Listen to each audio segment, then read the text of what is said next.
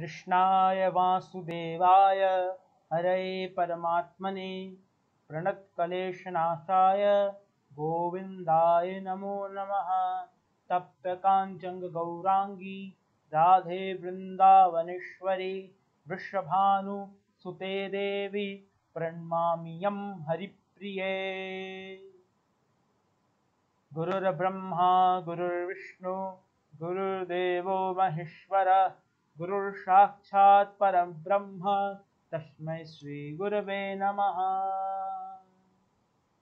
बोलिए श्रीमद् भागवत महापुराण की जय। श्री कृष्ण की जय। जय जय श्री राधे, जय जय श्री राधे, जय जय श्री राधे। श्री रुक्मणी वल्लभो विजयते। जय श्री कृष्ण। रास पंचाध्यायी के प्रसंग को शुरू करने से पहले आइए कुछ पल हरे कृष्ण महामंत्र का जाप कर लेते हैं। हरे कृष्ण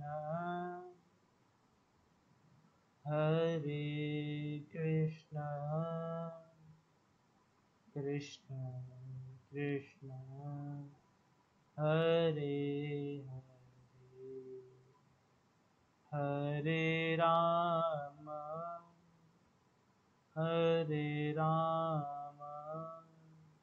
राम राम हरे हरे।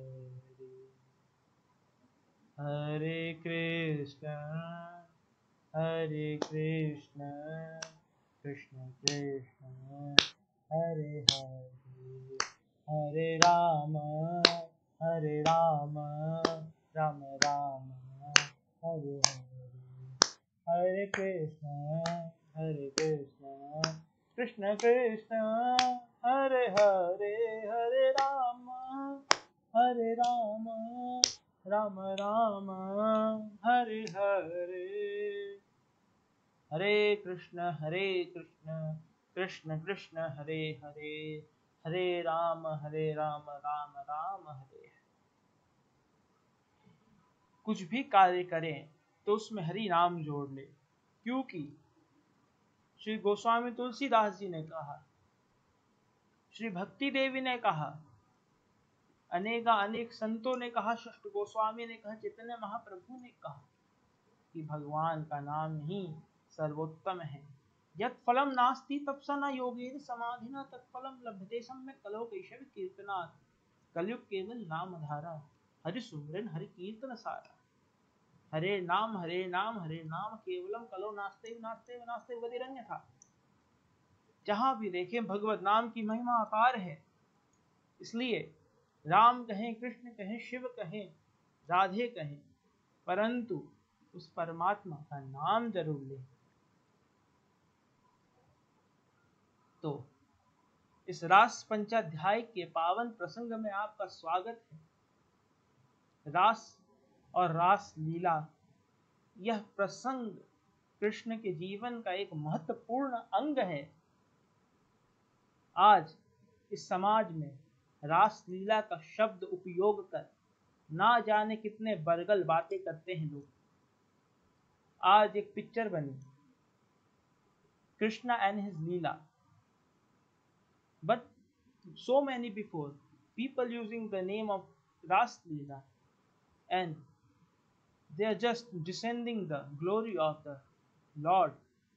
पर अब सब विरोध में आए हैं कि इस मूवी को बायकॉट करेंगे। परंतु ध्यान दीजिए, समाज में बढ़ावा कौन देता है ये सब चीजों को? एक बात हमेशा याद रखिएगा, जनता ही जनार्दन है।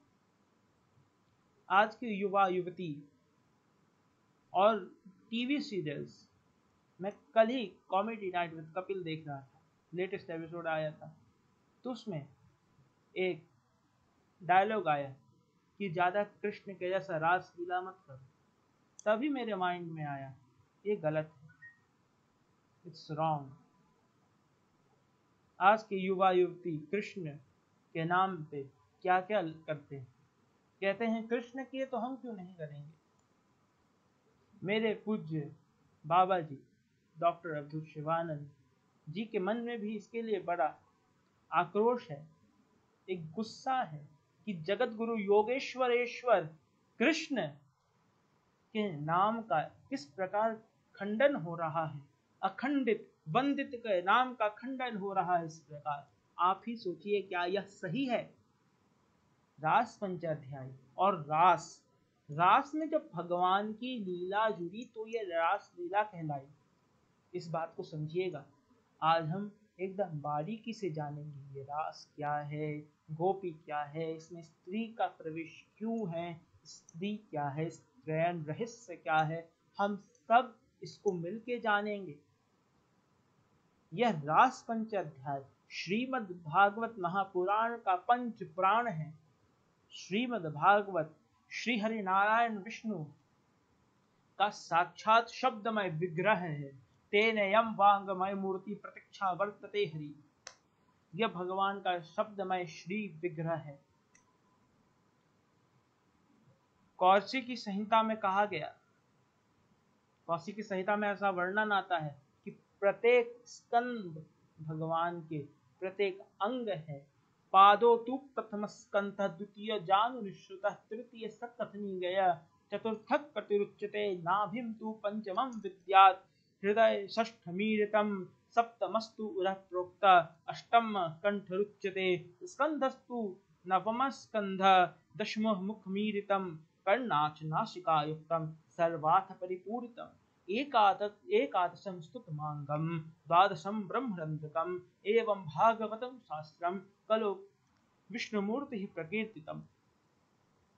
ये साक्षात विष्णु का श्रीहरि विग्रह है। श्री राधा रमन के प्रतीक अंक है। प्रथम स्कंद भगवान के चरण कमल हैं, तो दूसरा स्कंद भगवान के घुटने हैं, तीसरा स्कंद भगवान की जंघाएं हैं, तो चौथा स्कंद भगवान का कमर है, पांचवा स्कंद भगवान की नाभि है, तो छठा स्कंद भगवान का हृदय है, सातवां स्कंद भगवान की छाती है, तो आठवां स्कंद भगवान का कंठ है, नौवां स्कंद भगवान के कंधे हैं, तो दसवां स्कंद सर्वांग सुंदर कमल नयन के मुखमंडल है, जिसमें सुंदर आंख है, नाक है, मुंह है। 11वां स्कंद भगवान का कपाल है, तो 12वां स्कंद भगवान का ब्रह्मरंध्र है। इस प्रकार यह भागवत शास्त्र विष्णु की जीती जागती मूर्ति है।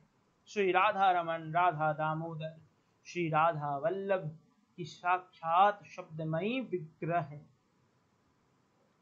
और इस भागवत रूपी मूर्ति की पंच प्राण है रास पंचाध्यायी। प्रत्येक अध्याय प्रत्येक शरीर है।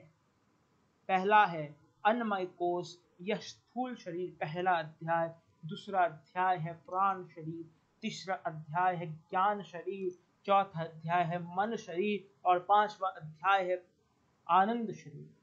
प्रत्येक अध्याय एक शरीर है। और ये आत्मा और परमात्मा के मिलन की जो दिव्य आत्म क्रीड़ा है, वही रास लीला है। हम इसे विस्तार से जानेंगे। श्री सुखदेव जी राजा परीक्षित को कहते हैं कि हे राजन, उस दिन शरद पूर्णिमा की पूर्ण रात्रि थी, और उस दिन चंद्रमा पूर्व दिशा से उदय हुआ। चारों तरफ मंद सुगंधित वायु बह रही थी। बेली, चमेली आदि पुष्पों की सुगंध, मधुर सुगंध चारों ओर फैल रही थी। उस समय कृष्ण ने योग माया के दिव्य शक्ति से रास का संकल्प लिया, क्योंकि संकल्प जीवन में बड़ा जरूरी है। आप चाहे कर्म कांड करें तो भी संकल्प है। उस संकल्प में निष्काम भक्ति का भी संकल्प है, सकाम भक्ति का भी संकल्प है। धर्म अर्थ काम मोक्ष फल प्राप्त्यर्थम ये सकाम संकल्प है। श्री विष्णु प्रीत्यर्थम यह निष्काम संकल्प है। संकल्प से ही भगवान ने इस पृथ्वी की रचना की।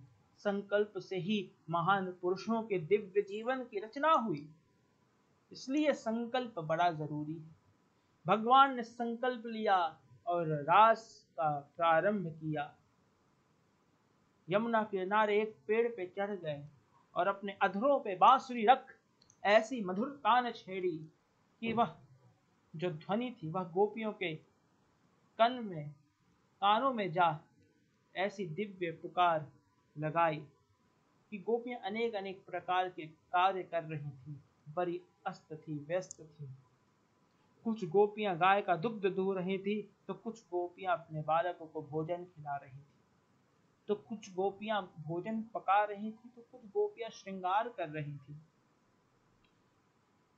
तो जैसे ही कृष्ण की जब ध्वनि सुनी गोपियों ने, तो जो भी कार्य कर रही थी वह सब छोड़, किसी ने श्रृंगार आधे शरीर का किया तो आधे शरीर का श्रृंगार छोड़, कोई आधे दूध निकाल के ही उस दूध को छोड़, बच्चे को भोजन आधा खिला के उस भोजन को छोड़, आधा भोजन पका के उस भोजन को छोड़, सारे व्यस्त कार्यों को छोड़ रास मंडल की तरफ भागी।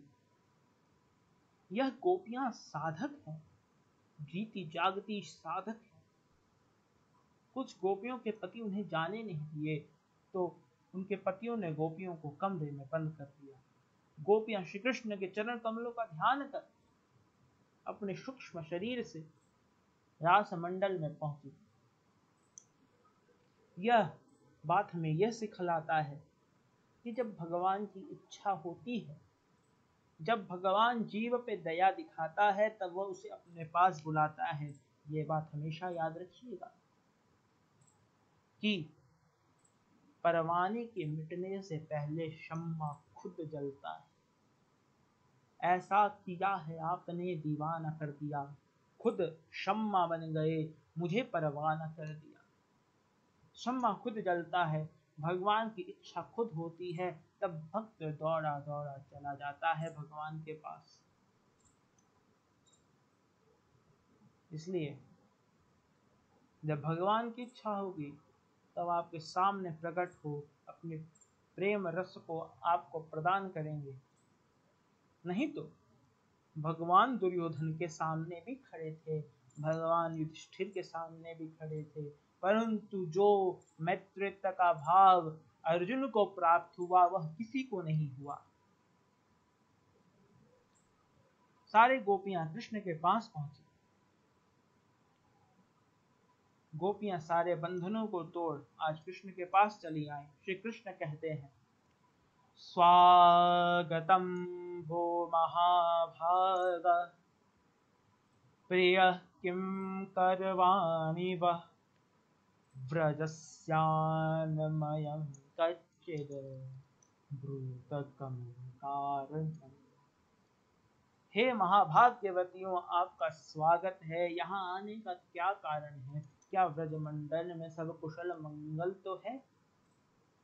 इस घंघोर हिंसावादी जानवरों से युक्त इस जंगल में आप इस रात्रि में चली आई, आपको तनिक भी डर नहीं लगा? आपके पिता, आपके पति, आपके भाई, आपके पुत्र आपको ढूंढ रहे होंगे और आप इस जंगल में चली आई। ओ, इस जंगल की जो आज चांदनी छिटक रही है उसकी सुंदरता को देखने आई है। तो देखिए इस वन की सुंदरता को और अपने घर की ओर प्रस्थान कीजिए। तो इस प्रकार जब भगवान जीव को बुलाता है तो भय भी दिखाता है संसार का, मोह भी दिखाता है। वह देखो तुम्हारा पुत्र, वह देखो तुम्हारा पति, वह देखो तुम्हारी माता, तुम्हारी बीवी, तुम्हारा धन, तुम्हारा दौलत, अरे कहीं चला ना जाए। इस प्रकार भय भी दिखाता है, पर साधकों का, भक्तों का यही काम है कि वह भय के मोह में ना फंसे। श्री कृष्ण कहते हैं, जाओ अपने पतियों की सेवा करो, उन पतियों के बांधवों की सेवा करो, अपने ससुर की सेवा करो, अपने पुत्रों की सेवा करो। भर्तु सुषूणं स्त्रीणां परो धर्म ह्य मायया, तब बंधुनां च कल्याण प्रजानां चानुपोषणम्। दुःशीलो दुर्भगो वृद्धो चरो रोगधनुप्रिवा, पतिस्त्रिभिर्हातव्यो लोक सुभिर्पातकी। हे गोपियों, स्त्रियों का काम है पति और पति के बांधवों की सेवा करना, पति जैसा भी हो उसकी सेवा करना। दुःशील हो, दुर्भागी हो, वृद्ध हो, रोगी हो उसकी सेवा करना, और तुम अपने पतियों को छोड़ मेरे पास आ गई। ऐसा क्यों किया? जाओ अपने पतियों की सेवा करो। और अगर मेरे दर्शन के लिए आई हो तो श्रवणात् दर्शनात् ध्यानान् मयि भावन कीर्तनात् न तथा सन्निकर्षेण प्रतियात् ततो गृहान्। हे गोपियों, मेरे कीर्तन करने से, मेरे श्रवण करने से, मेरे बारे में ध्यान करने से जो आनंद की प्राप्ति होती है, हे गोपियों, वो मेरे पास रह के नहीं होती। इसलिए जाओ जाओ अपने घर। जब कृष्ण इस प्रकार अप्रिय वचन कह रहे थे, तब गोपियां कुछ देर तो रोई धोई, पर फिर गोपियों ने आंसू पोंछा और भारी दबी आवाज में कहा, गदगद वाणी में कहा, मेवं विभो हर्ति भवान कथितुं नृशंसम् संत्यज्य सर्व विषयांस्तव पादमूलम् भक्ता भजस्व दुरवग्रहमात्यास्मान् देवो यथा आदि पुरुषो भजते मुमुक्षुन्। हे कृष्ण, हम सारी जो भी वासनाएं हैं, काम क्रोध लोभ, सबको छोड़ के आए हैं, सारे माया को त्याग के आपके पास आए हैं, और आप इस प्रकार निष्ठुर वचन से हमारा त्याग कर रहे हैं। आपने सही कहा, स्त्रियों का धर्म है पतियों की सेवा करना, पुत्रों की सेवा करना, परंतु सबका परम लक्ष्य तो आप हैं। जीव के परम स्वामी तो आप हैं। जीव के स्वामी आप हैं, और आपको छोड़ हम कहाँ जाएं? पादो पदम वा चलतस्तव पादमूलम। हम यहाँ से एक कदम भी आगे ना बढ़ेंगे कृष्ण। और आज अगर हम ब्रज भूमि पे चली भी गई तो इतना याद रखिएगा, हमारा तन जाएगा, हमारा मन नहीं जाएगा। हमारा मन आपके चरणार बिंदु में ही अटका रहेगा। हमारा तन चाहे कहीं भी चले जाए, हम मन से आपसे जुड़ी हैं। और आज बंधुओं समस्या यही है, हम तन से मंदिर शिविरों में होते हैं, कथाओं में होते हैं, परंतु मन से नहीं होते। तन हमारा धार्मिक कार्य करता है, परंतु मन प्रभु में एकाग्र चित्त नहीं रहता। और जिस दिन मन प्रभु में एकाग्र चित्त रह गया, आप स्वयं देखेंगे एक दिव्य अनुभूति अंदर से स्फुरित होगी, और आपके अंदर एक प्रेम की, करुणा की, दिव्यता की, दया की ज्वालामुखी फट उठेगी, और आप खिल उठेंगे। इतना याद रखिएगा। जब कृष्ण की याद रहेगी तब आंखों में समाया वो होगा, हम धन्य तभी बन पाएंगे जब ऐसा दिव्य जीवन होगा। यहाँ हमारा तन होगा, वहाँ हमारा मन होगा। तन आपका कहीं भी रहे, कोई भी कार्य करे, परंतु मन से आप ईश्वर से ही जुड़े रहने चाहिए। मन से आप ईश्वर से ही जुड़े रहने चाहिए, तभी सही मायने में आप ईश्वर के होंगे। तो गोपियां इस प्रकार भगवान से झगड़ा करती हैं।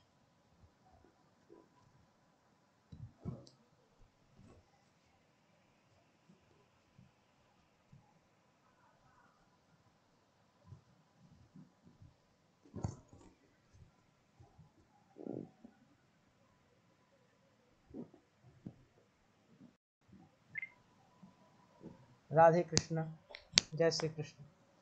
माइक की वजह से वीडियो स्टॉप हो गया था।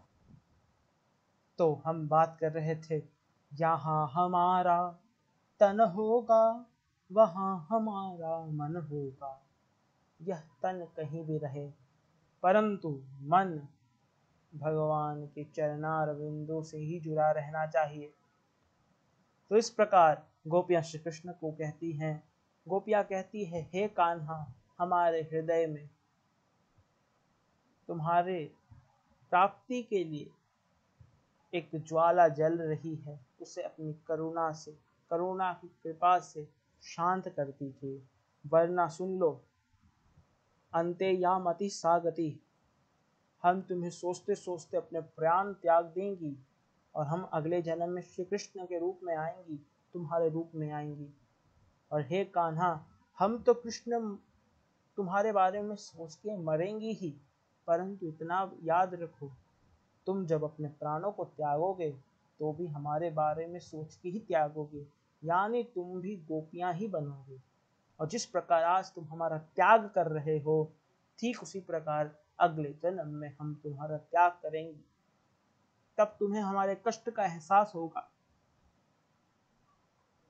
फिर तुम तड़पोगे, हम हंसेंगी। तो यही भक्त के लक्षण है, कभी आराध्य से गुस्सा हो गए, तो कभी उससे प्रेम भरी बातें कर ली, तो कभी रूठ गए, तो कभी सखा, तो कभी दास्य। यही एक भक्त और भगवान के बीच रिश्ता है, यही द्वैत का एक रिश्ता है। नवधा भक्ति के प्रकार है, श्रवणम कीर्तनम विष्णु स्मरणम पाद सेवनम अर्चनम वंदनम दास्यम सख्यम आत्मनिवेदनम। तो कभी सखापन, तो कभी आत्मनिवेदन, तो कभी प्रेमी। गोपियों के इस प्रकार श्रेष्ठ युक्त वचन सुन ब्रह्म बाल ब्रह्मचारी शंकादिक ऋषि, योगेश्वर महादेव और योगेश्वरेश्वर श्री कृष्ण सब प्रसन्न हो गए। श्री कृष्ण ने कहा, हे गोपियों, मैं तुम्हारा यह वचन स्वीकार करता हूँ। और श्री कृष्ण रास प्रारंभ करने के लिए गोपियों के साथ यमुना के पुलिन में प्रवेश किए। जैसे ही प्रवेश हुआ, गोपियों के हृदय में मान आ गया, घमंड आ गया, अहंकार आ गया कि हम ही श्रेष्ठ हैं। जब साधक और भगवान के बीच थोड़ा भी रिश्ता गहरा होता है, जब कुछ शक्ति साधक में आ जाती है, तब उसमें भी घमंड आ जाता है, अहंकार आ जाता है, मान सम्मान की भावनाएं आ जाती है। गोपियों में भी आ गई, मान की भावना आ गई। तब कृष्ण उन्हें समक सिखाने के लिए उनके बीच में से ही अंतर ध्यान हो गए। गोपियों के बीच से ही श्री कृष्ण अंतर ध्यान हो गए। और जब श्री कृष्ण अंतर ध्यान हुए, जब भगवान चले जाते हैं, तो साधकों के मान मर्यादा सब टूट जाता है, अहंकार टूट जाता है, माया का जो जाल बिछा है वह फट जाता है और उसे सच्चाई दिखती है। इस समय गोपियां प्राण शरीर में प्रवेश कर रही हैं, यानी प्रभु के विरह, प्रभु की शक्ति को महसूस करना चाहती हैं, प्रभु को ढूंढ रही हैं। देह शरीर में, अन्नमय शरीर में मान आया, उस मान का जब भंग हुआ, मान जब भंग हुआ, तब अब प्राण शरीर में प्रवेश कर रही हैं। और सारी गोपियां मिल वन वन बड़े बड़े वृक्षों से नीम बड़ पीपल इत्यादि वृक्षों से पूछती है कि हे वृक्ष, क्या तुमने हमारे कृष्ण को देखा है?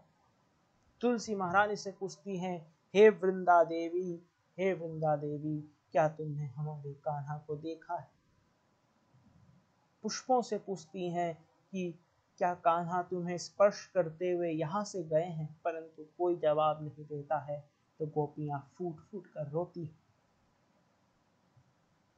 इस प्रकार सारी गोपियां कृष्णमय हो जाती हैं। They reach to the Krishna's consciousness and they become one with Krishna. तेरी माला जपते जपते मैं तो जोगन हो गई, जब से रंगी हूँ तेरे रंग में, श्याम रंग में हो गई। श्याम रंग की हो जाती हैं गोपियां। और यही तो भगवान चाहते हैं। भगवान कोई और रंग में नहीं रंगते, अपने ही रंग में रंगते हैं। कृष्ण का उस समय अंतर ध्यान होना जायज था, क्योंकि गोपियां भी पूर्ण तरीके से कृष्ण के रंग में नहीं रंगी हैं।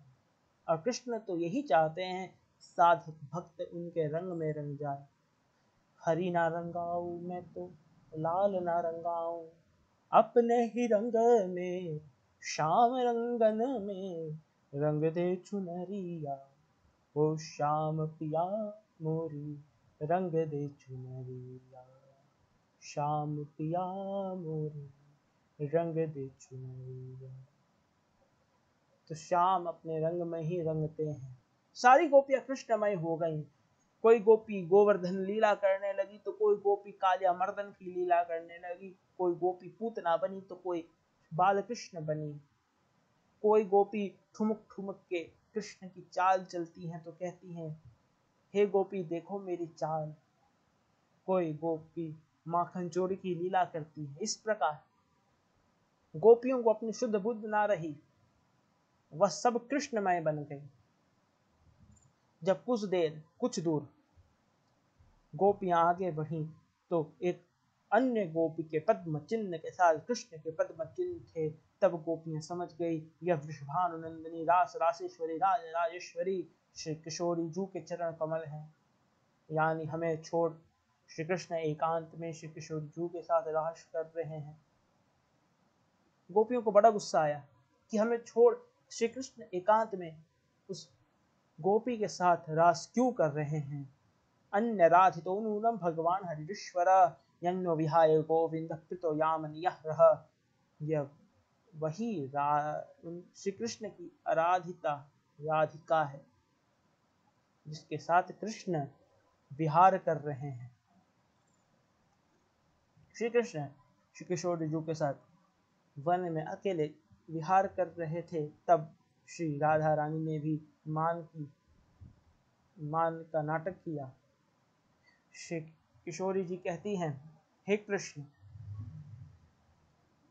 मुझे बहुत थकावट हो गई है, कृपया मुझे अपने कंधे पे ले लो। तब श्री कृष्ण कहते हैं जरूर प्रियतम, जा उस वृक्ष की डाली को पकड़ लो और मेरे कंधों पे बैठ जाओ। श्री किशोरी जी जैसे ही उस डाली को पकड़ती हैं, श्री कृष्ण नीचे से अंतर ध्यान हो जाते हैं, और जैसे ही कृष्ण अंतर ध्यान होते हैं, श्री राधिका का विरह वेदना इतना बढ़ जाता है वह फूट फूट के रोने लगती हैं और आसमान में हाथ ऊंचा कर कहती है हा नाथ रमन पृष्ठ क्वासी क्वासी महाभुज दास्यास्ति कृपाया में सखे दर्श सन्निधिम। हे नाथ मुझे अपना सानिध्य प्रदान कीजिए, मुझे अपना सानिध्य प्रदान कीजिए। और इसी श्लोक से वृंदावन के प्रसिद्ध देवालय के श्री विग्रह प्रकट हुए। जो भी इस देवालय में जो वृंदावन के गुप्त रहस्यमय अति दिव्य देवालय है श्री बांके बिहारी राधा वल्लभ राधा रमन गोपीनाथ, यह कोई इंसान के बनाए विग्रह नहीं है, ये स्वयंभू मूर्ति है। They are not human made deities, स्वयं प्रकट हुए हैं। हा नाथ शब्द से गोपीनाथ प्रकट हुए तो रमन पृष्ठ से श्री राधा रमन प्रकट हुए, और महाभुज शब्द से श्री बांके बिहारी प्रकट हुए। तो यह पुराने विग्रह हैं, इसे स्वयं राधा ने प्रकट किया अपने मुखार विंद से। राधा ने रमन पृष्ठ बोला तो श्री रमन बिहारी का नाम पड़ गया राधा रमन। श्री राधा और गोपियों के हृदय में इस प्रकार वेदना उठी कि आप कल्पना भी नहीं कर सकते। एक बात आपसे कहूँ तो वृंदावन जो है वह विरह वेदना की भूमि है। श्री हरिदास जी, हरिवंश जी, सनातन भट्ट गोस्वामी जी, षष्ठ गोस्वामी जी, चैतन्य महाप्रभु, जो कोई भी यहाँ आए सबके हृदय की जो विरह वेदना है वह एकदम उच्च स्तर पे है। और जिस दिन आपके हमारे अंदर यह विरह वेदना बढ़ गई तो हमें भी प्रभु मिल जाएंगे। श्री हरिदास जी के अंदर, हरिवंश जी के अंदर श्री सनातन भट्ट गोस्वामी जी जब सारे ग्राम का श्रृंगार नहीं कर पाते, उन्हें कपड़ा नहीं पहना पाते, तो उनके हृदय में भी विरह वेदना ऐसी विरह वेदना बढ़ी कि शालिग्राम को फार राधा रमन प्रकट हो गए, कुएं से बाके बिहारी निकल गए। इसलिए विरह वेदना, यह वृंदावन भूमि ही विरह वेदना की भूमि, चाहे वो राधा हो, सखी हो, किंकरी हो, मंजरी हो, कोई भी हो, सबकी विरह वेदना एकदम उच्च स्तर की है। सारे लोग एक साथ मिले, गोपी मंजरी, सारे लोग एक साथ मिले, राधा सखी मंजरी किंकरी, और सब कृष्णमय हो वेदना करने लगी, फूट फूट के रोने लगी। अब समय था इनका प्राण शरीर से ज्ञान शरीर में प्रवेश करने का। देह शरीर में थी तब मान मर्यादा थी, प्राण शरीर में तर्पण है, ज्ञान शरीर में अंदर का जो सुप्त ज्ञान है वह जागृत हो गया। मानो भगवान के भक्ति रूप प्रकाश से अंदर का सुप्त अंधकार में प्रकाश पड़ने से वह अंधकार हट गया और वह प्रकाश में जो हीरा था वह चमक उठा। ज्ञान शरीर में प्रवेश कर ली और एक स्वर, एक लय, एक ताल, एक साथ, एक भाव में गोपी गीत का निर्माण हुआ। यह गोपियां तो हजारों के संख्याओं में हैं, परंतु यह एक साथ ज्ञान शरीर में प्रवेश कर एक हो गई हैं। आप मैं कितना भी कोशिश कर ले, थोड़ा तो लय ताल भाव गड़बड़ होगा, परंतु गोपी गीत एक ऐसी चीज है जो एक साथ हजारों गोपियों ने एक ही भाव, एक ही लय, एक ही ताल, एक ही विरह वेदना के स्तर पे गाई। जैसे धतूरे के खाने से विष फैलना निश्चित है, ठीक उसी प्रकार यह गोपी गीत के पाठ से हृदय में कृष्ण प्रेम रस का फैलना निश्चित है। इसे षष्ठ गोस्वामी चैतन्य महाप्रभु, हरिदास जी, अन्य अन्य महान विभूषिता वैष्णव सबने स्वीकार किया है। यह गोपी गीत साधकों को परम कृष्ण प्रेमा रस प्रदान करती है।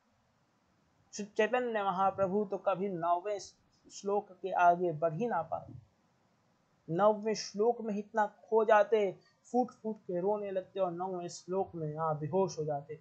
यह गोपी गीत इतनी पावन है। तो आइए हम गोपी गीत गाते हैं, उसके बाद हम रास में प्रवेश करेंगे, रास को समझेंगे। सभी बैठ जाएं। गोपी गीत का जो लिरिक्स है वह वीडियो के डिस्क्रिप्शन में भी दिया हुआ है, और अगर आपके पास पुस्तक है तो आप उसमें से भी गा सकते हैं। ये गोपी गीत भगवान को अति प्रिय है, तो इसे जरूर आप नित्य प्रतिदिन गाने की कोशिश करें। सभी सीधे बैठ जाएं और भगवान श्री हरि, भगवान श्री कृष्ण का ध्यान करें। गोप्य ऊचुः जयति तेऽधिकं जन्मना व्रज श्रयत इंदिरा शश्वदत्र हि दयितदृश्यतां दीक्षुतावकाश त्वयि धृता स्वस त्वां विचिन्वते सरदुदाशये साधु जात सत् सरसिजोदर श्रीमुषादृशा सुरतनाथ ते शुल्कदासिका वरदनेतो नेह किं वधम् विषजलापयात् व्यालराक्षसात् वर्षमार्तात् वैद्युतानलात् वृषमयात्मजात् विश्वतो भयात् ऋषभते वयं रक्षितामुः। न खलु गोपिका नन्दनो भवान् अखिलदेहिनाम् अन्त आत्मदृक् विखनशाथितो विश्वगुप्तये सखौ देवान् सात्वताङ्कुले विरचिताभयं वृष्णिभूयते चरणमीषां संस्कृतेर्भयात् करसरोरुहं कान्तकामदं शिरसि देहिनः श्रीकरग्रहम् व्रजजनातिहन् वीरयोषितां निजजनस्मया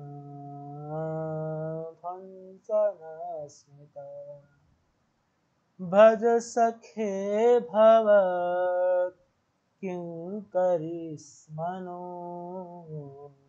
जलरुहानम् चारुदर्शय प्रणतदेहिनां पापकर्षणं तृणचरानिकं श्रीनिकेतनम् फणिफणार्पितं ते पदाम्बुजं कृणुकुचेषु न क्रन्थिच्छयम् मधुरया गिरा वल्गुवाकया बुधमनोदया पुष्करिक्षण निधिकरीरिमा वीरमुह्यति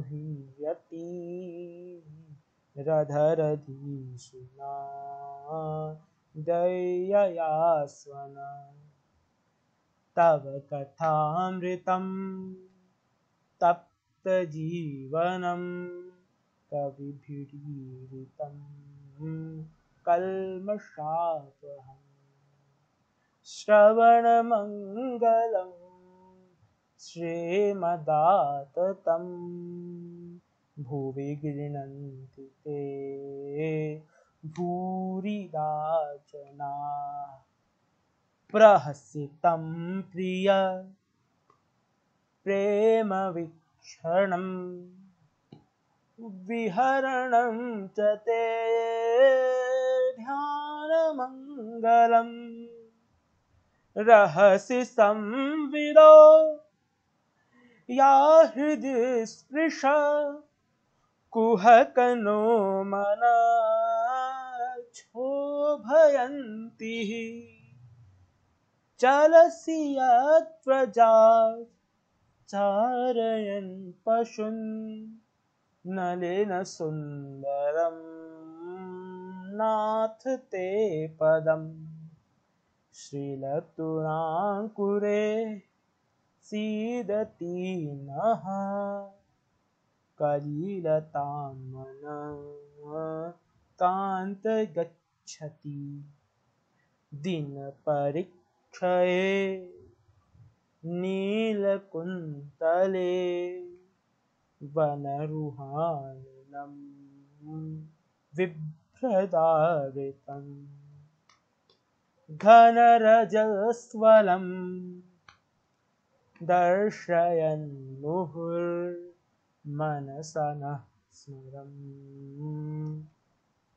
वीरयच्छसि प्रणतकामदं पद्मजार्चितं धरणिवन्दनं ध्येयमापदि चरणपङ्कजं शन्तनं च ते रमणस्तन्निरवयादिहन् सुरतवर्धनं शोकनाशनं त्वरितवेणुना सुष्ठुचुम्बितं इत्र राघवीर स्मारणं नृणां वितरवीरस्ते धरामृतम् अटति यद्भवान् यन्निकाननं द्युतिर्युगायते त्वां पश्यताम् कुटिलकुन्तलं श्रीमुखं च ते जरौ दीक्षतां पक्ष्मकृदृशाम् पतिसुतान् वै भ्रातृबान्धवान्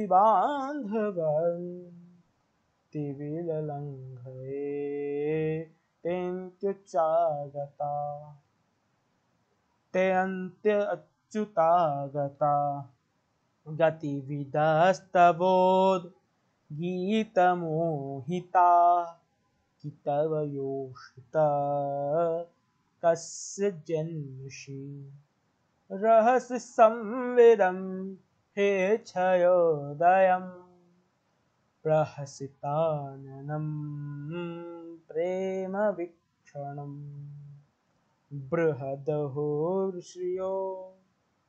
बृहदुराश्रयो वीक्षये धाम ते मधुहृति स्पृहा मुह्यते मना व्रजवनोकसां व्यक्तिरङ्गते व्रजन्ति व्रजिनहन्त्रयं विश्वमङ्गलम् तयज्मनाक च नास्त्वतस्पृहा तयज्मनाक च नस्त्वस्पृहात्मनां स्वजनहृत्युजां जन्निषूदनम् यत्ते सुजातचरणाम्बुरोहं स्तनेषु भीताः सनिः प्रियदधीमहि कर्कशेषु तेनाभिमटसि तद्वयथेन किंस्वित् कुर्पादिभिर्भ्रमति धीर्भवदायुषां नः। इस प्रकार परमहंसों को आनंद देने वाली गोपी गीत की रचना हुई। गोपी गीत गोपियों ने विरह भावना से गाया। इसे गाने के बाद गोपियां फूट फूट कर रोने लगी। आप सच मानिए, विरह वेदना का स्तर पार हो चुका। विरह की जो ज्वालामुखी है वह फट गई, उसकी अग्नि चारों ओर फैलने लगी। उस अग्नि को शांत करने के लिए, उस विरह वेदना को शांत करने के लिए ताशाम विबिच्छोरि, उस विरह वेदना को शांत करने के लिए, ध्यान से समझिएगा। ताशाम विबिच्छोरि स्मयमान मुखाम्बुजः रुरुध्वः सुस्वरम राजन कृष्ण दर्शन लालसा। श्री कृष्ण प्रकट हो गए। मैं अपनी पूरी कोशिश करके आपको यह समझाने की कोशिश कर रहा हूँ, इसलिए समझिएगा। कुछ गलती हो जाए तब माफ कीजिएगा, क्योंकि इस सेवा के पद में हम भी नए हैं और आप सुनने वाले भी नए हैं। तो बस इस सेवक की जो शुरू में भूल चूक है उसे माफ कीजिएगा। इस प्रकार श्री कृष्ण पीताम्बर पलट मंद मंद मुस्कान के साथ गोपियों के बीच प्रकट हो गए। गले में वनमाला सुशोभित थी, चेहरे पे एक मुस्कान थी जो किसी की भी जान ले सकती थी।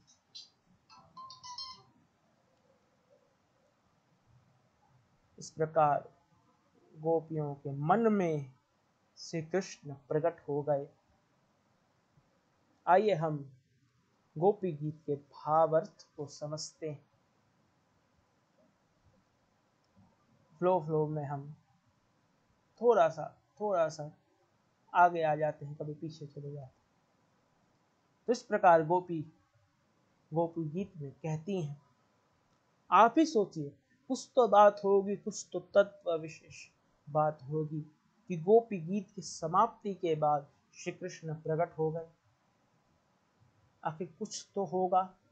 जब ज्ञान शरीर जागृत हुआ, भक्ति जागृत हुई, विरह से भक्ति में प्रकाश पड़ा, तब गोपी गीत निकला। तो उस गोपी गीत में अति सूक्ष्मतर बातें हैं, तत्व युक्त बातें हैं। ना जाने कितने इसके टीकाकार हुए, अखंडानंद जी, षष्ठ गोस्वामी, करपात्री जी महाराज, बहुत सारे टीकाकार हुए।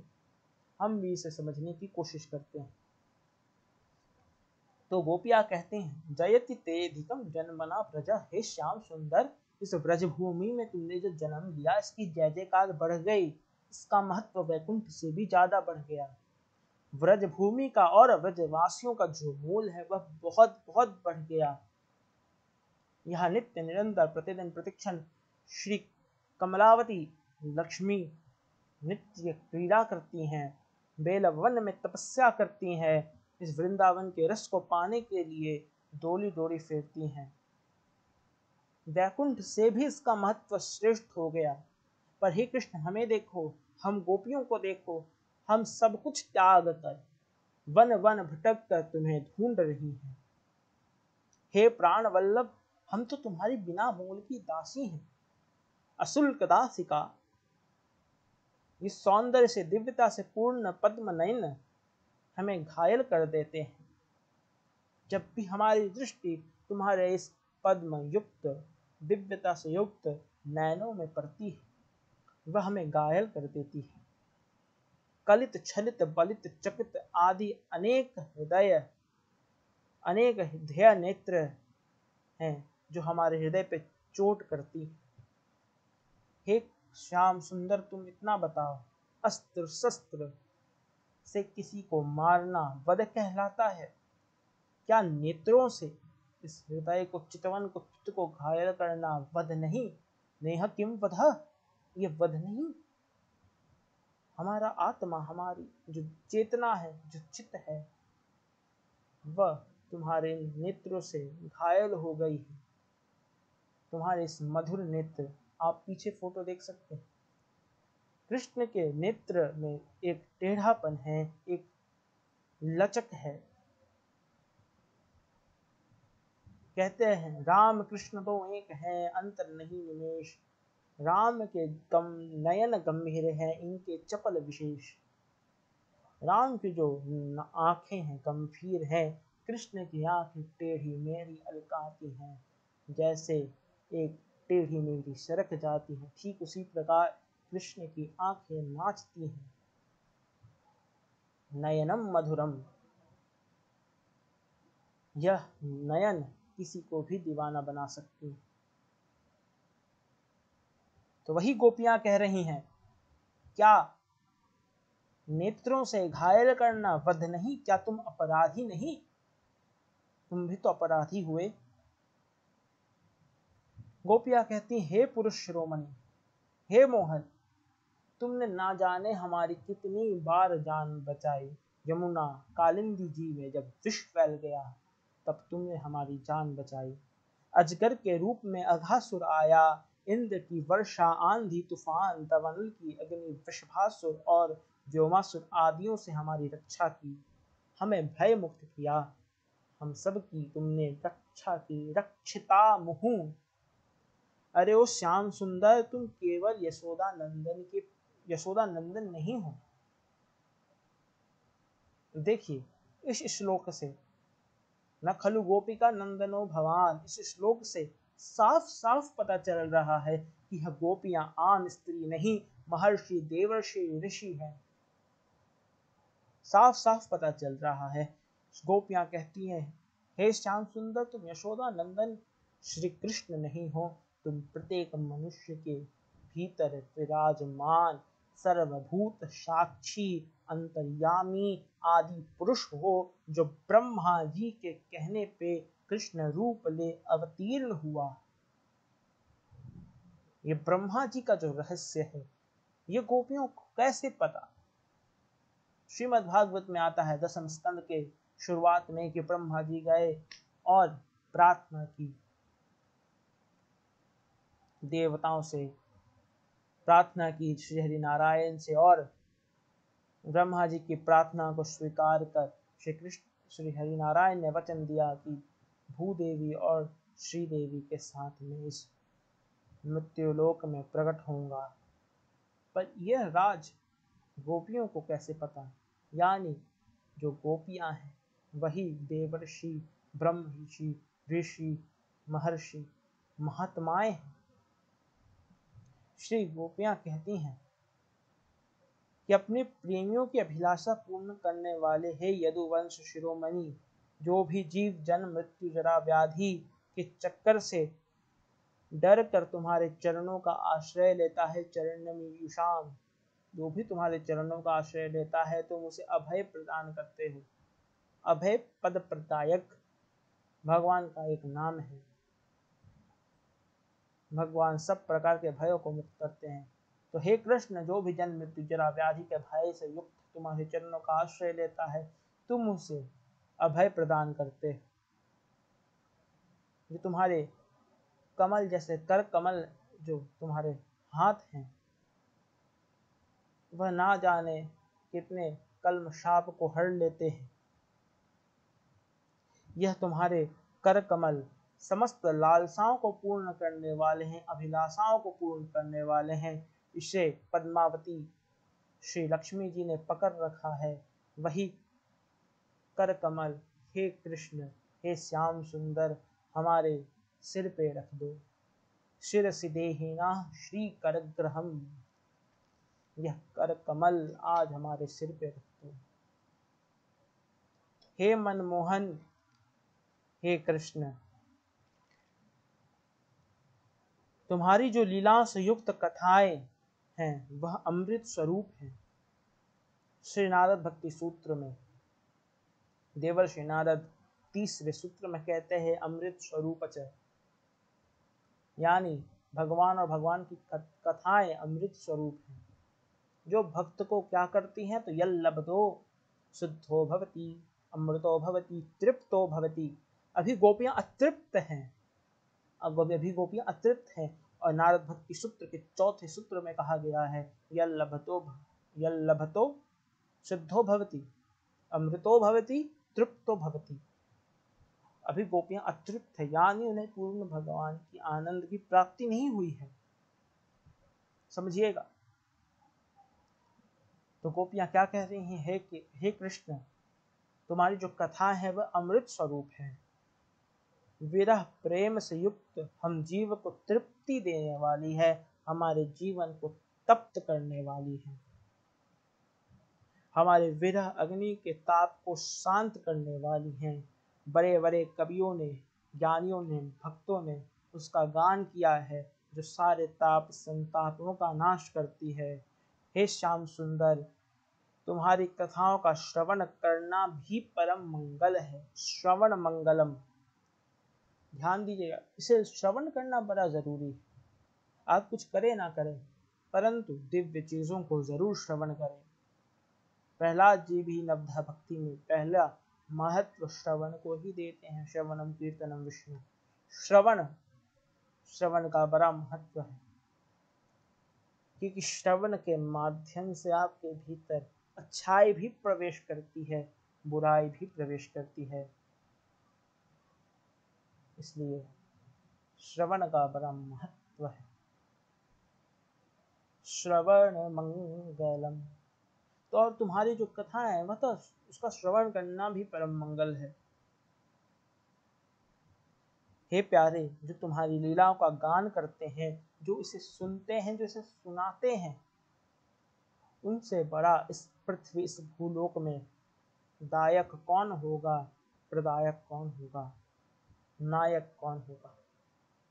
जो तुम्हारी लीलाओं को सुनते हैं, सुनाते हैं, चर्चा करते हैं, परिचर्चा करते हैं, जो तुम्हारे ज्ञान को बांटते हैं, जो तुम्हारे बारे में लोगों को बताते हैं, जो सुनते हैं, जो ग्रहण करते हैं, वही इस पृथ्वी के भूलोक के सबसे बड़े दाता हैं। हे प्यारे श्याम सुंदर मधुसूदन, तुम्हारे नयनों का ध्यान कर हम उसमें मगन हो जाती है। सच कहें तो हे श्याम, तुम्हारा ध्यान करना, तुम्हारे बारे में सोचना, तुम्हारा ध्यान करना, तुम्हारे बारे में स्मृति लाना भी परम मंगल है। ध्यान मंगलम। तुम मिले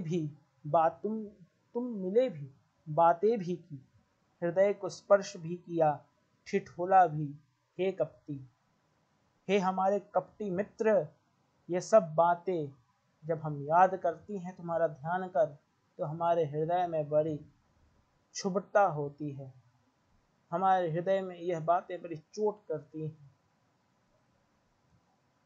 हे नाथ, तुम्हारे जो युगल चरण हैं, यह कमल से भी ज्यादा सुंदर सुकोमल है।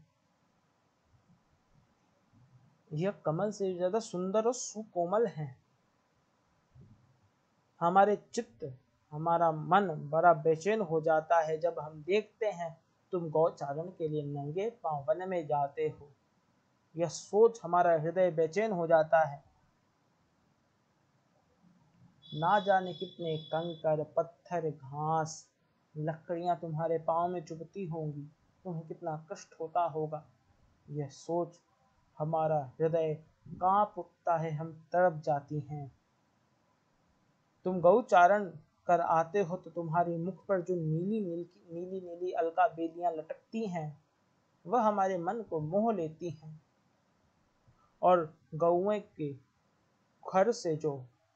खुर से उड़ी धूल जब तुम्हारे ऊपर आती है, वृंदावन की श्वेत रज जब तुम्हारे मुख पे उड़ उड़ के आती है, तो सच मानो हे श्याम, श्याम वर्ण के तुम गौर वर्ण के हो जाते हो।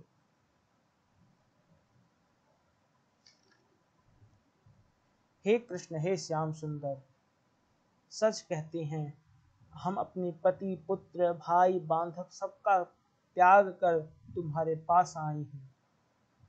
कुल, मान, मर्यादा सब चीज का त्याग कर हम तुम्हारे पास आए हैं।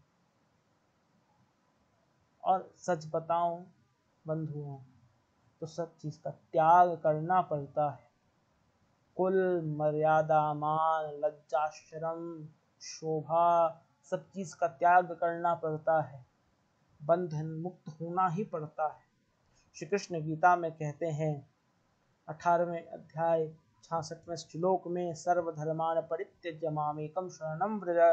हे अर्जुन, हे पार्थ, सब धर्मों को छोड़ तुम एक मेरी शरण को ग्रहण करो।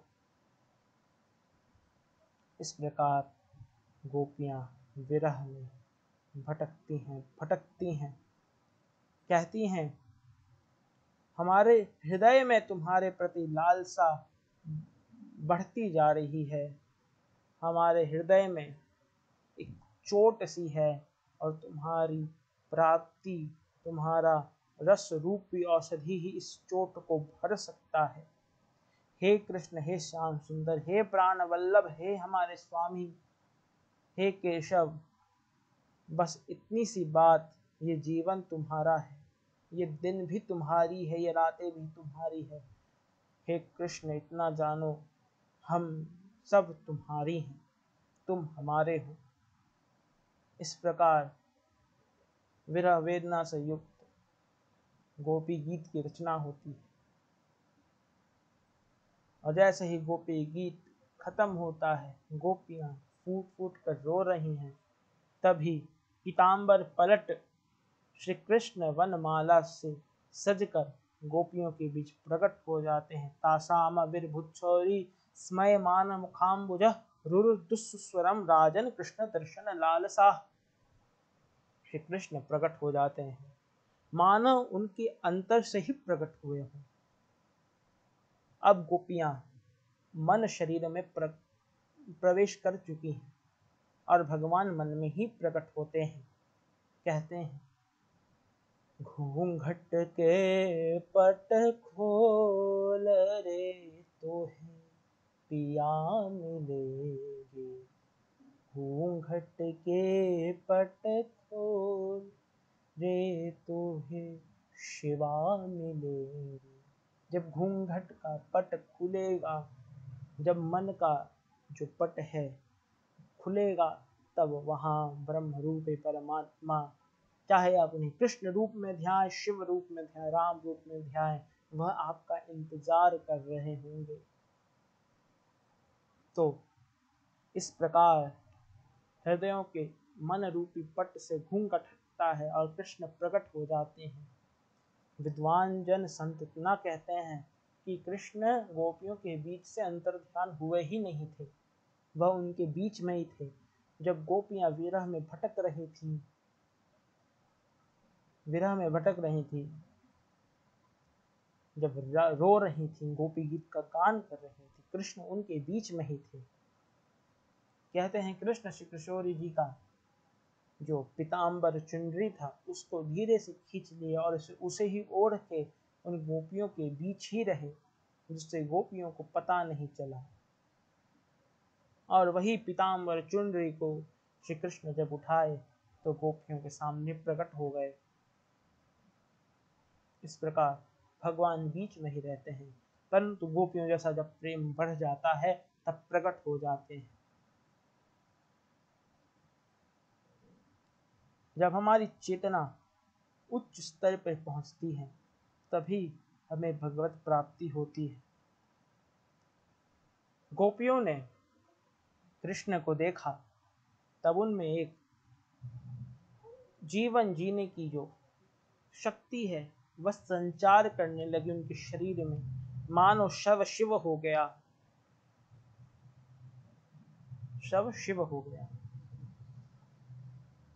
वह खुश हो नाचने लगी, गाने लगी, खड़ी हो गई, कृष्ण को निहारने लगी और सोचने लगी कि हमारे कृष्ण अंतर्ध्यान हुए ही क्यों थे। तब कृष्ण कहते हैं, हे गोपियों, तुम्हारे हृदय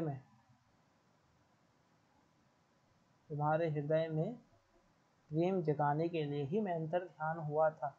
जब प्रेम आ गया तो मैं तो वही था, जब प्रेम आया तो मेरे दर्शन हो गए। हरि व्यापत सर्वत्र समाना, प्रेम ते प्रकट भई में जाना। तपस्या करनी पड़ती है, विरह भावना को लानी पड़ती है।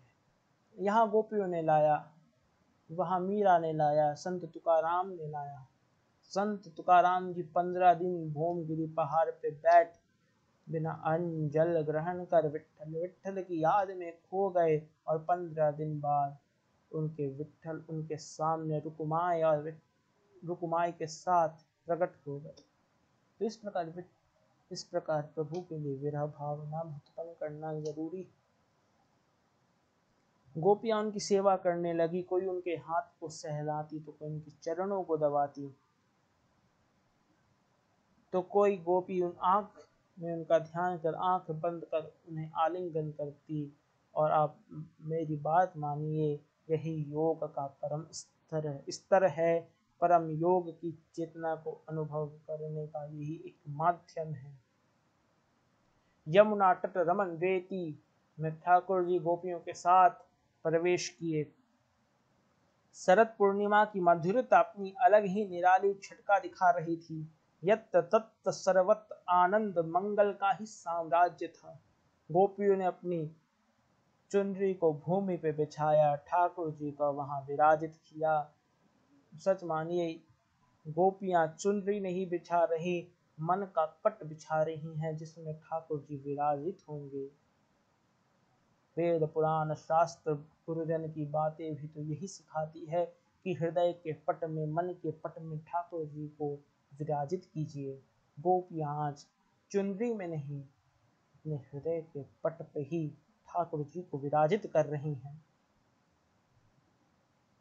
कुछ गोपियां उनके चरणों को दबाने लगी, कुछ उनके हाथों को सहलाती, तो कुछ उनकी पीताम्बर को पकड़ उसके साथ उसको सहलाती। एक गोपी को बड़ा गुस्सा आया जब उन्होंने कृष्ण की जो निष्ठुर वचनों को जब उन्होंने याद किया, तब बड़ा गोपियों को गुस्सा आया। तो गोपियां सब छोड़ एक साथ खड़ी हो गई और श्री कृष्ण से सवाल करने लगी। भजन्तोनु भजन्ते का एक एतद्पर्ययमा, लोभायांश भजन्ते का एतनो ब्रूहि साधु भो। हे श्याम सुंदर, संसार में कुछ लोग ऐसे होते हैं जो प्रेम करने पर प्रेम करते हैं, कुछ लोग ऐसे हैं जो प्रेम न करने पर भी प्रेम करते हैं, पर तीसरे कुछ लोग ऐसे होते हैं जो प्रेम करने पर भी और प्रेम ना करने पर भी प्रेम नहीं करते, वह कौन है, हमें बताइए। इस प्रकार गोपियां श्री कृष्ण से सवाल करती हैं। श्री कृष्ण कहते हैं, गोपियों, जो प्रेम करने पर प्रेम करते हैं वह स्वार्थी, वह व्यापारी है, वह बिजनेसमैन है। लाभ तो लाभ, लाभ नहीं तो प्रेम नहीं। जो प्रेम ना करने पर भी प्रेम करते हैं वह करुणा परायण जीव है। यानी गुरुजन, माता पिता, सखा प्रेम ना दो तो भी वह प्रेम करेंगे ही करेंगे, वह करुणा परायण जीव है। संत जन, परंतु हे गोपियों, भजन्तोऽपि न वे केचित् भजन्त्यः भजतः कुतः आत्माराम विपत्काम कृतज्ञ गुरुद्रोह। गोपियों, जो प्रेम करने पर भी तथा ना करने पर भी प्रेम ना करें, वह चार प्रकार के लोग होते हैं। आत्माराम, आपत्काम, अकृतज्ञ और गुरुद्रोह। आत्माराम, जो आत्मा में रमन करते हैं, वह प्रभु को आत्मा में खोज रहे हैं, उन्हें किसी और को प्रेम करने की जरूरत ही नहीं। दूसरे होते हैं आपत्काम, यानी जिनकी समस्त कामनाएं पूर्ण हो चुकी हैं, उन्हें कोई कामना की इच्छा नहीं, इसलिए वह किसी से प्रेम नहीं करते। तीसरे होते हैं अकृतज्ञ, यानी जिसे यही पता नहीं कि कौन उनसे प्रेम करता है, कौन उनसे प्रेम नहीं करता। और चौथे वह होते हैं जो जानबूझकर प्रेम नहीं करते, वह गुरुद्रोही होते हैं। जब कृष्ण इस प्रकार कह रहे थे, तब सखियों में श्रेष्ठ ललिता और विशाखा कहती है, ललिता जी कहती हैं विशाखा से कि ये जो वक्ता महोदय हैं, ये जो हमारे बीच विराजित हैं, ये आत्माराम है क्या विशाखा? तब विशाखा कहती है, काहे का आत्माराम? यह आत्मारमण नहीं है, यह तो राधा रमन है। ये आत्माराम नहीं है, ये तो गोपिका राम है। ये कहाँ अपनी आत्मा में विचरित करता है, ये तो हमारे गोपियों के साथ विहार करता है। तो ये आत्मा रमन नहीं है, वो राधा रमन है। तब ललिता कहती है, तो क्या ये आपत्काम है? तब विशाखा कहती है, ये काहे का आपत्काम? इसे तो थोड़े थोड़े दही माखन ही मोहित कर लेते हैं, इसकी कहाँ कामनाएं पूर्ण हुई हैं? अभी दही दे दो, अभी टूट पड़ेंगे। तब ललिता सखी कहती है, तो ये पक्का पक्का गुरुद्रोही है। तब विशाखा कहती है, हाँ, ये गुरुद्रोही है, ये जानबूझकर हमें प्रेम नहीं करते। जब गोपियां इस प्रकार बातें करने लगी, तब कृष्ण का मन हिल गया। कृष्ण कहते हैं, अरे प्यारे गोपियों, मेरे स्नेह में शंका मत करो। तुम्हारे हृदय में प्रेम प्रकट करने हेतु ही तुम्हें अंतर ध्यान हुआ। कितनी बार समझाऊं, मेरे प्रेम में शंका मत करो। न पार्येयं निर्वद्य संयुजा स्वसाधु कृत्यम विबुधायु। न पार्येयं निर्वद्य संयुजा स्वसाधु कृत्यम विबुधायपि वह। गोपियों में देवताओं के समान दिव्य आयु प्राप्त करने के पश्चात भी तुम्हारा जो एहसान है वह नहीं चुका सकता। मैं तुम्हारा ऋणी हूँ। हे गोपियों, में तुम्हारा ऋणी हूँ, जो तुमने भक्ति मुझे प्रदान की, जो प्रेम प्रदान किया, जो बड़ी गोपियों ने वात्सल्य प्रदान किया, मैं तुम्हारा ऋण कभी चुका ही नहीं सकता। कृष्ण के ऐसे वचन को सुन गोपियां उन्हें माफ करती हैं, और कृष्ण और सब गोपियां मिल रास का प्रारंभ करती हैं। रास के 3 विभाग, 3 चक्र। मध्य में श्री किशोरी जी के साथ श्री कृष्ण, पहले चक्र में सखियां यानी ललिता, विशाखा आदि सखियों के साथ श्री कृष्ण, दूसरे चक्र में मंजरियों के साथ श्री कृष्ण, और तीसरे चक्र में किंकरियों के साथ श्री कृष्ण। इस प्रकार रास प्रारंभ हुआ। ये रास क्या है? तो आइए समझते हैं रास और लीला क्या है। रास में जब भगवान की लीला जुड़ी तो रास लीला हुई, इतना समझ लीजिए। अब हम जानते हैं रास क्या है। तो रसो वेसह इति रासः, यानी एक रस अनेक रसों में विद्यमान हो, अनेक अनेक अनंत अनंत जीवों को वह रसास्वादन करवाए, वही रास है। एक रस यानी एक परम तत्व परमात्मा, अनेक अनेक रस यानी भक्ति ज्ञान वैराग्य के रसों में व्याप्त हो, अनेकानेक अनंत अनंत जीव यानी अनेकों गोपियों को वह रसास्वादन करवाए, एक साथ एक ही समय पे सब हो, उसे ही रास कहते हैं। यह रास ही आनंद है, यह रास ही कैवल्य है, यह रास ही मुक्ति है। जीवात्मा परमात्मा जब परम योग स्तर पर पहुंच जाते हैं तब अनाहत नाद बजता है और वह ध्वनि में ही आत्मा और परमात्मा रास करते हैं। संत जन टीकाकार कहते हैं यह रास नित्य निरंतर भगवत धाम में होता रहता है, परंतु ऋषि महर्षियों की प्रार्थना से भगवान इस रास को पृथ्वी पर भी करते हैं। जब संत जन प्रार्थना किए नारायण से कि हम आपके दिव्य प्रेम को प्राप्त करना चाहते हैं, तब नारायण ने कहा द्वापर युग में मैं कृष्ण बन के अवतीर्ण होऊंगा, तभी आप सब गोपियां बन के प्रकट होना, और सब संत जन गोपियां बन प्रकट होते हैं कृष्ण के प्रेम रस को प्राप्त करने के लिए। तो यह आत्म क्रीड़ा है, कोई काम क्रीड़ा नहीं जो आजकल के लोग Raas Leela Krishna and his leela etcetera etcetera जो व्यंग करते हैं, बदनाम करते हैं। तो यह कोई काम क्रीड़ा नहीं, यह रास लीला है। इसमें कोई दृष्टि से काम नहीं। इसमें कृष्ण की उम्र 9 साल है, गोपियों की उम्र 21 साल है, किसी की 16 साल है तो किसी की 30 साल है, और ये सब ऋषि मुनि संत जन है। में कोई दृष्टि से काम नहीं।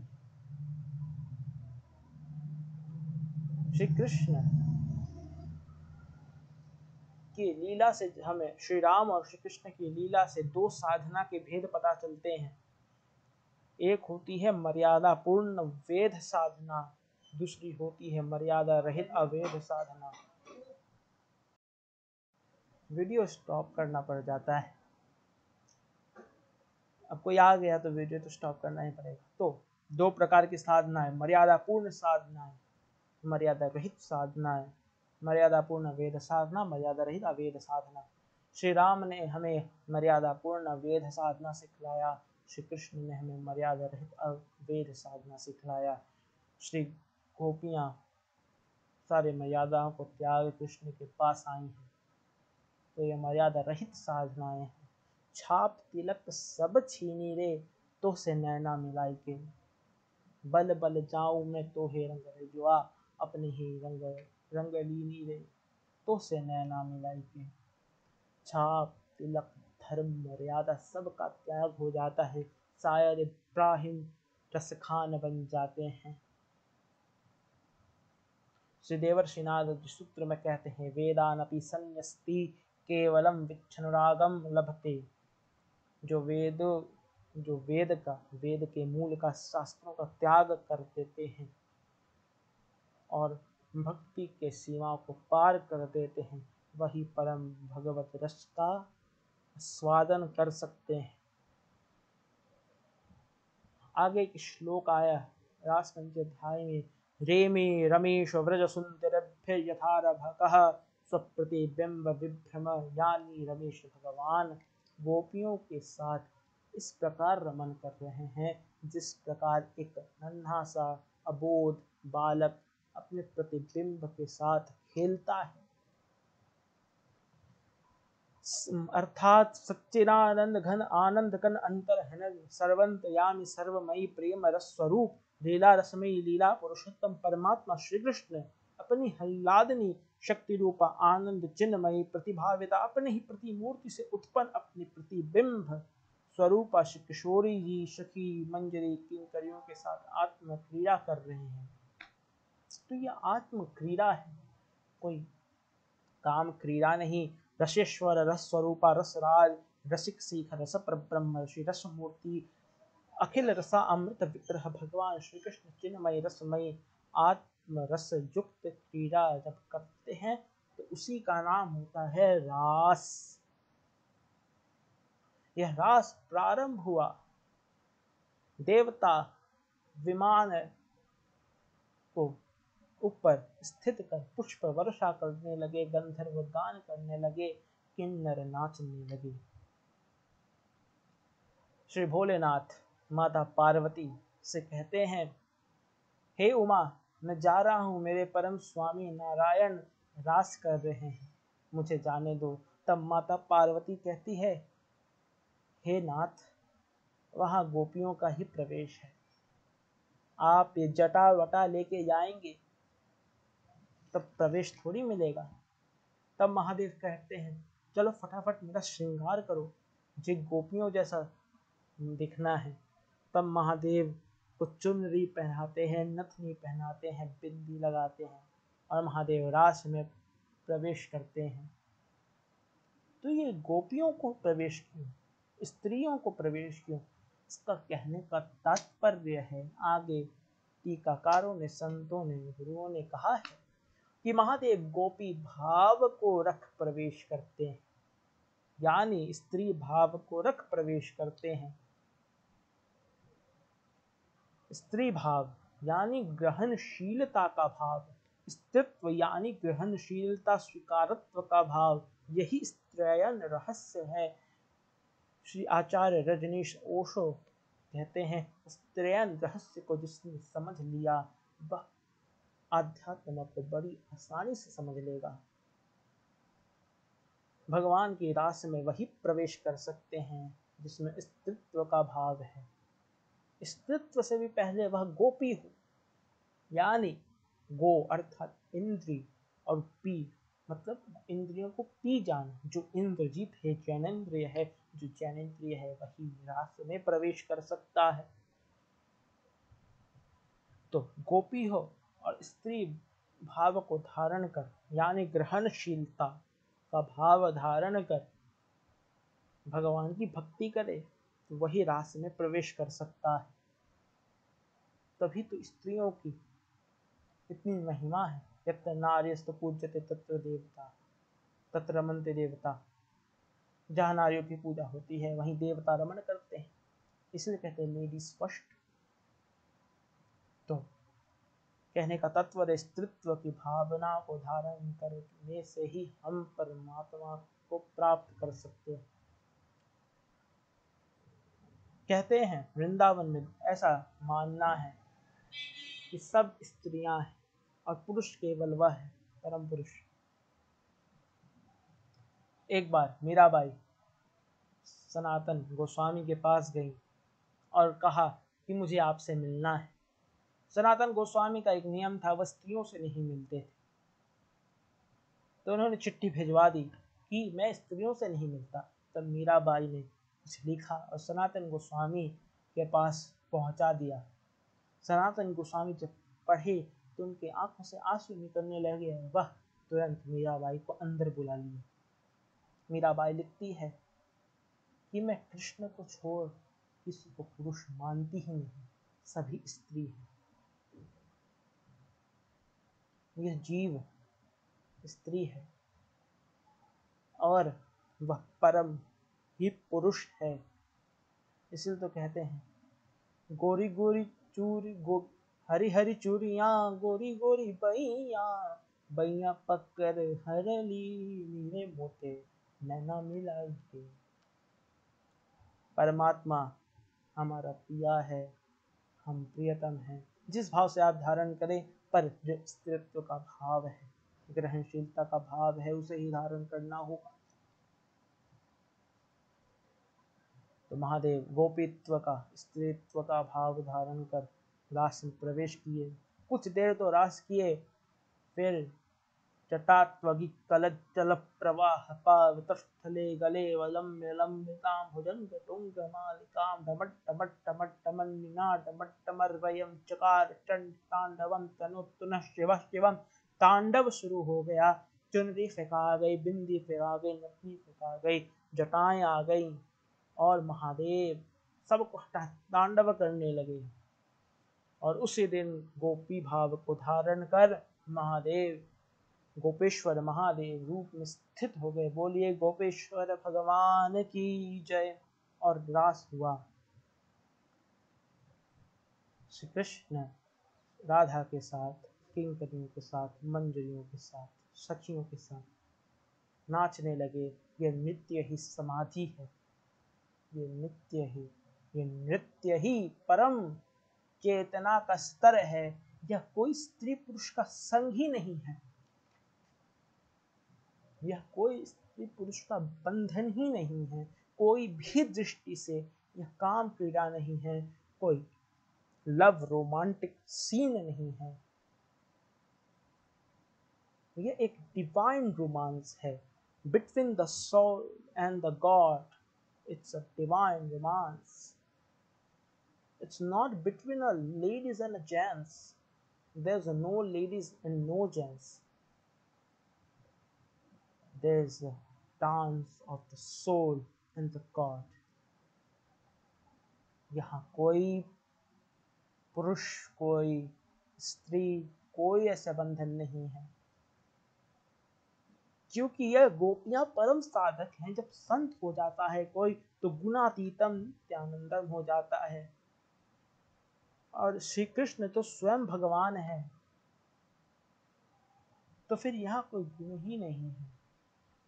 और जब गुण ही नहीं है तो स्त्री कहाँ, पुरुष कहाँ, मैं कहाँ, तुम कहाँ, यहाँ तो हम हैं, हम। तभी तो गोपी गीत की रचना हुई, तभी तो गोपी गीत की रचना हुई। स्त्री का भाव रहता तो तू गोरी मैं सांवली, मैं सांवली तू गोरी, तू कृष्ण के ज्यादा करीब मैं कृष्ण से दूर, ये भाव होता। यहाँ मैं तुम है ही नहीं, यहाँ हम हैं। और हम होते हैं तभी परमात्मा की शक्ति हमारे भीतर आती है। मैं, तू, तेरा, मेरा ये होता है तो नहीं आती। इस प्रकार रास हुआ। रास रचो है, रास रचो है, यमुना के तट हरि रास रचो है। ब्रह्मा नाचे, शिव जी नाचे, ब्रह्मा नाचे, शिव जी नाचे, नाचे देवगन। मन मेरो बन गयो सखीरी, मन मेरो बन गयो सखीरी, हो मन मेरो बन गयो सखीरी, पावन वृंदावन। रास रचो है, रास रचो है, यमुना जी के तट हरि रास रचो है। इस प्रकार दिव्य रास लीला हुई। हमने तो बड़ी संक्षिप्त में बातें की, परंतु कथा का माहौल जब होता है तब अति दिव्य माहौल बनता है और हम इसे और भी ग्रहण करते हैं। तो आज कामिका एकादशी के दिन आप सब जीवों के चरणों में ये सेवा अर्पण करने के लिए जिस सद्विचार मन में आया इसे स्वीकार करें, भूल माफ करें। और अगर हृदय में कोई भी बात छुई हो तो YouTube चैनल को भी जरूर सब्सक्राइब करें और इस वीडियो को लाइक करें। आप करें ना करें, सेवा करना मेरा काम है, क्योंकि हम भगवान के सेवक हैं। ऐसे सेवक नहीं हैं, we are the friends, but serving the humanity and the nature is my responsibility, because I born in this planet Earth and I will do whatever I can to serve the mother nature and this infinite universe. I will do my best. So hope आप सब समझे हो इस दिव्य रास और लीला को। Boycott this type of movies. और इस मूवी को बॉयकॉट करने से कुछ नहीं होगा। सीरियल्स भी आजकल प्योर नहीं बनते, राधा राधा राधा नहीं, it's not a pure serial. Pure ज्ञान आपको कथा और भागवत और वृंदावन आके ही मिलेगा। इस सीरियल, ये फिल्म आपको ज्ञान नहीं दे सकते कृष्ण के बारे में। इस वीडियो को पूरा देखने के लिए आप सबका शुक्रिया। इसे शेयर कीजिएगा और तब तक के लिए जय जय श्री राधे श्याम। नमः शिवाय। हरे कृष्ण हरे कृष्ण कृष्ण कृष्ण हरे हरे, हरे राम राम राम हरे हरे। यह श्रीमद् भागवत के रास पंचाध्याय को रसिक भी ग्रहण करते हैं, वेदांती भी ग्रहण करते हैं, द्वैत अद्वैतवादी भी ग्रहण करते हैं। नमः शिवाय। जय श्री कृष्ण।